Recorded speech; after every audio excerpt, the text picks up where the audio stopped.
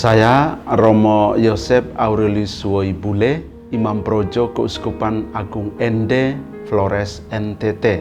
Saya sedang belajar di Universitas Islam Negeri Sunan Kalijaga, Jogja.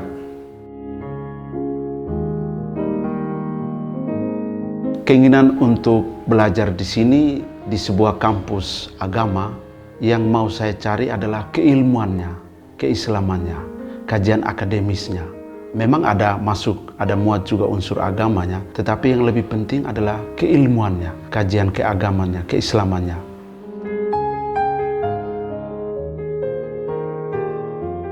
Konteks gereja lokal kami di Ende mayoritas agama Katolik dan Muslim minoritas. Sebagai seorang yang beragama mayoritas, saya punya keinginan kuat untuk mempelajari, untuk mengetahui lebih dalam bagaimana keberagaman dan kehidupan kaum muslim itu. Dan keinginan saya ini sungguh disambut baik oleh kehidupan di kampus UIN Sunan Kalijaga ini. Kami diterima dengan begitu terbuka, kami layak dijadikan seperti mahasiswa yang lain tanpa ada pembedaan-pembedaan.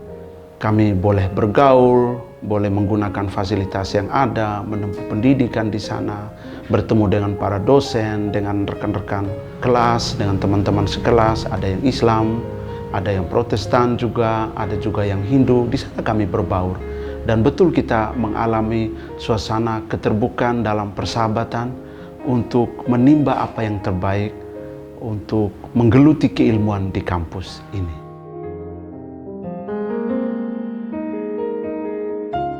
Upaya damai dialog antar agama teristimewa Katolik dengan Muslim itu saya bertolak dari Paus Fransiskus bersama Sheikh Ahmed Al-Tayeb ketika menandatangani dokumen persaudaraan manusia untuk perdamaian dunia dan hubungan antar agama.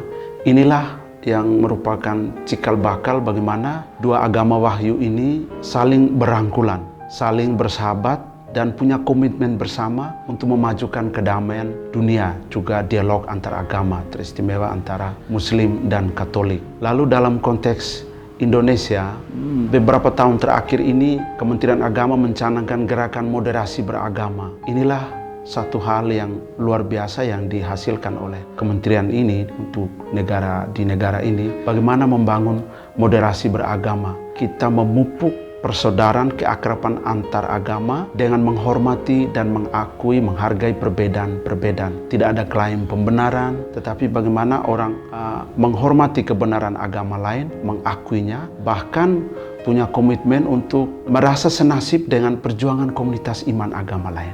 Lalu di UIN sendiri, untuk saya mengambil konsentrasi antar iman. Ini sesuatu yang luar biasa. Konsentrasi antar iman di mana itu lebih kepada dialog-dialog iman, membangun hubungan antar pribadi dengan berbagai agama lain. Lalu kajian-kajian keilmuannya memang berlatar belakang Islam, tetapi di situ yang terungkap bagaimana Islam membangun hubungan dengan yang non-Muslim. Dan secara kebetulan saya yang non-Muslim menggeluti studi antar iman di UIN. Ini sesuatu yang luar biasa. Ada keterhubungannya, ada koneksinya, ada ketersambungan antara saya yang non-Muslim belajar tentang hubungan antar iman dalam background, dalam latar belakang keislaman. Menurut saya, pemberian honoris causa kepada Kardinal Ayuso ini sebuah langkah luar biasa dari sebuah universitas Islam negeri yang berada di negara mayoritas Muslim di Indonesia ini. Sebuah tanda keterbukaan UIN sebagai sebuah lembaga tidak hanya bergelut dalam dunia keilmuan dan akademis, tapi turut bersaksi bahwa mereka betul mau membangun dialog, perjumpaan secara langsung dengan kelompok-kelompok agama lain. Sedangkan untuk gereja Katolik, saya berpikir inilah sebuah wujud atau implementasi dari Nostra Aetate, juga dokumen Abu Dhabi yang ditandatangani oleh kedua tokoh besar itu, bahwa dokumen-dokumen yang berbicara tentang hubungan antar agama tidak sebatas pada kajian-kajian akademis atau pembicaraan dialog-dialog akademis, tapi betul-betul mendarat, menunjukkan sebuah perjumpaan, ada persahabatan, ada dialog yang langsung terjadi antara Muslim dan Katolik. Dan dialog seperti inilah yang perlu selalu mulai digalakan ketika UIN sebagai sebuah kampus akademis menunjukkan bukti real, bukti nyata bagaimana keilmuan itu betul-betul mendarat dan dihidupi dalam keseharian.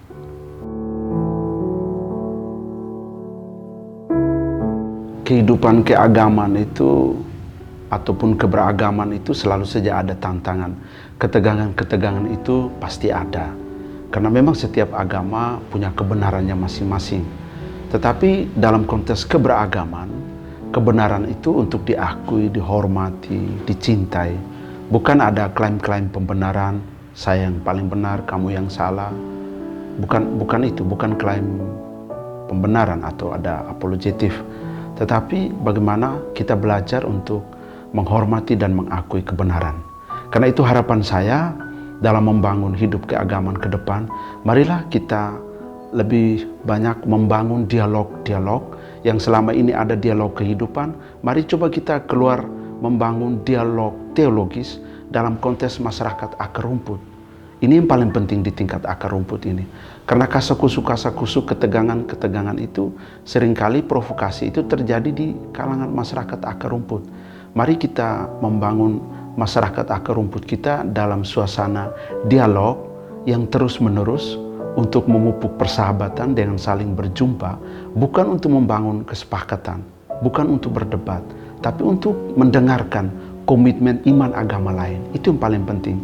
Sebab ketika orang tidak menghargai komitmen iman agama lain, disitulah terjadi ketegangan-ketegangan yang bisa saja menyulut kekerasan-kekerasan. Mari kita merawat perbedaan dengan wajah tersenyum.